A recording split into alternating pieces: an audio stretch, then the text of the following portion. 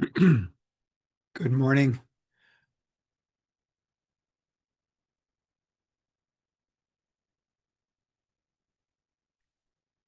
At the end of our sit, we always say the four Bodhisattva vows. Sentient beings are numberless. We vow to save them. Desires are inexhaustible. We vow to end them. The dharmas are boundless. We vow to master them. The Buddha's way is incomparable. We vow to attain it. So the reason I bring this up is because I think it's important to point out that when we sit, when we're doing this practice, this isn't about liberating ourselves, getting beyond this experience of what Buddha called suffering or samsara of the world, the deluded views and the cruelty and the difficulties and all the rest of it.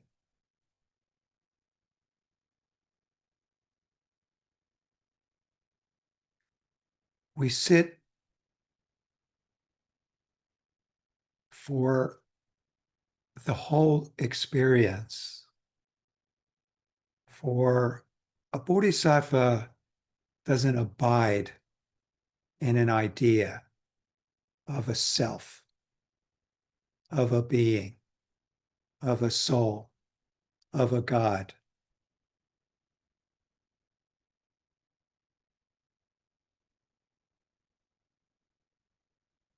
And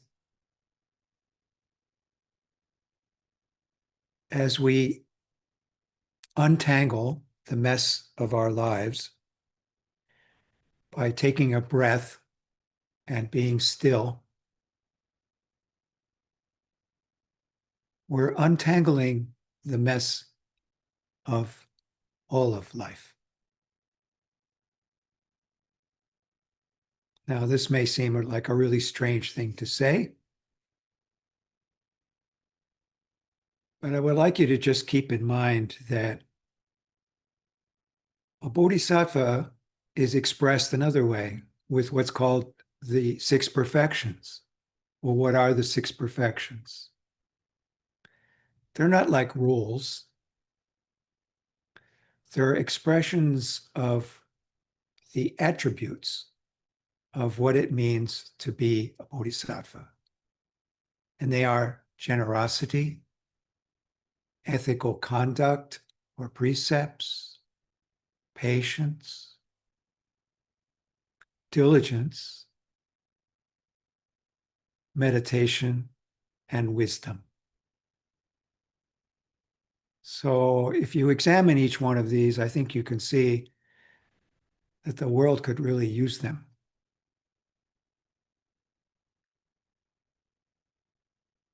Our practice is not a religion. It's not something we believe in. It's something we are. If you look at the teachings of all the great sages throughout time and really bring it down to what they actually said or taught, I think you would find very little difference. And I think you would see that these six perfections are in fact universal.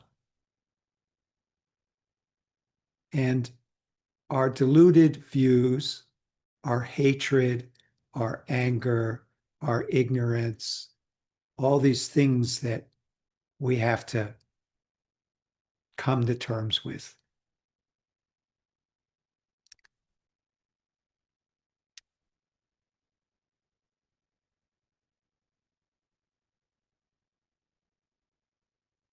Let's just take diligence for a minute. So when things really start to get you down, do you have the diligence to stick with your practice?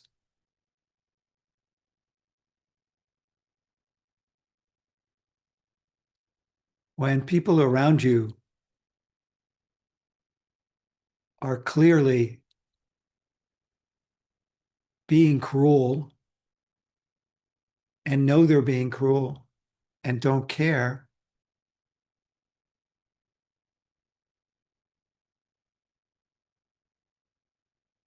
can you be generous?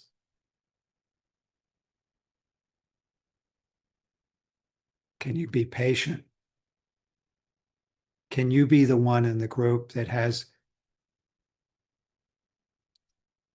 the ethical conduct to be honest, to not take advantage, etc.? So I guess what I'm talking about is being a mensch, to take another phrase, being a human being from the point of view of the Bodhisattva, which is, here we are. We really are all in this together. We do all have a role to play. And how are we doing? So, the other perfection of meditation, why is that important? It's like cleaning house. It's the vacuum cleaner or the mop or the sponge.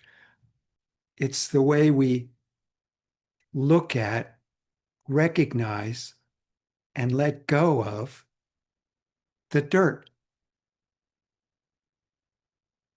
It's the work on ourselves. It's the work on ourselves is no different than the work out there in the world because there's no actual difference. Just one mind. Yes, we're all unique individuals in this body, in this experience, but yet at the same time, we're all just one. You can't have that understanding from a angry, hateful mind, greedy. It doesn't work. That has to be seen as a disease. You have to recognize in yourself, oh, shit, that's not working for me. I feel like shit. I don't, I don't feel free. I don't feel whole. I don't feel like a loving person. I don't feel like this world is here to embrace. I feel threatened.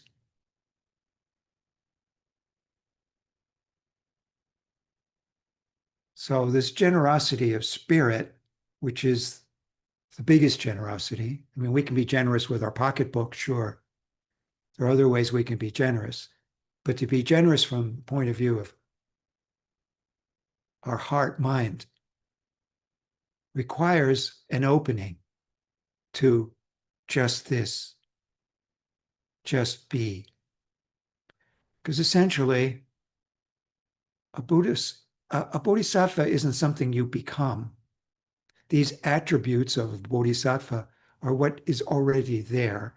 They are just uncovered when you stop being a greedy, angry, selfish human being. It's already there. I know you've all heard this before, and it's just words, and I'm sorry about that, but somehow we have to reaffirm what it is we're doing here and how to be the best we can be. And I think letting it all get us down, that's not going to work. We have to have these perfections to guide us to back to what we already are, whole, complete beings that are all part of the one. And getting back to what I said about all prophets throughout all time, it's the same freaking teaching, just one. The rest of it is diluted view. Religious practice, when it gets beyond understanding and wisdom, is projected ideology that is just junk. It's just self-indulgent crap to keep us imprisoned in our own deluded views. So I have a great deal of respect and I honor the true teachings, the Tathagata wisdom that comes throughout the ages without someone thinking they're right and they have the answer. It's just there, right now, just this, just the way it is, just be. That's it. So keep coming back to that. Be strong and powerful in your own right and share what it is you have to share in this tumultuous time that we live in.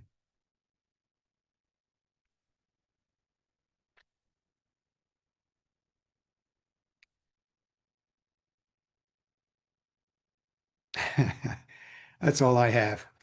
So any comments or questions or thoughts about it?